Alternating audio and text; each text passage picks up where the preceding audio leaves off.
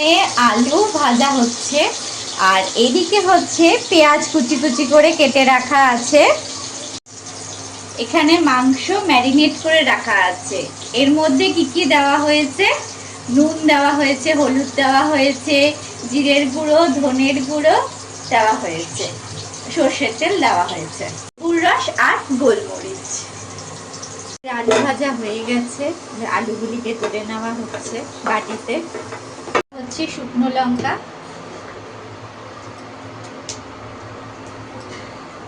ছাড়িয়ে রাখা রসুন দেওয়া হচ্ছে,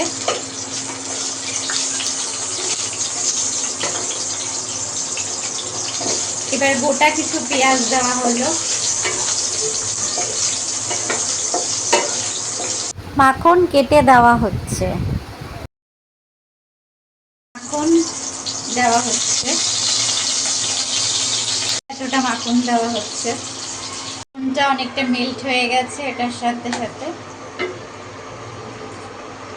এরপর দেওয়া হচ্ছে দারচিনি, এলাচ, লবঙ্গ।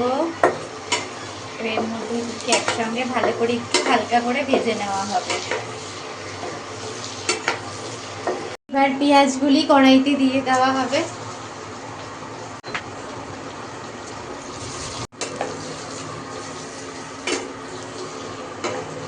মধ্যে দেওয়া হচ্ছে অল্প করে অরিগ্যানো, হচ্ছে কাঁচা লঙ্কা।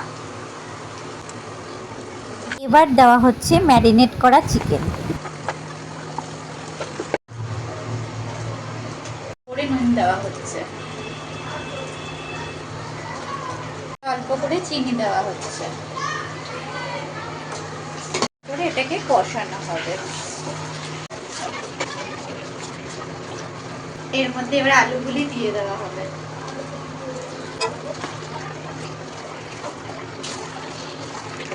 দেওয়া হচ্ছে সিদ্ধ হওয়ার জন্য।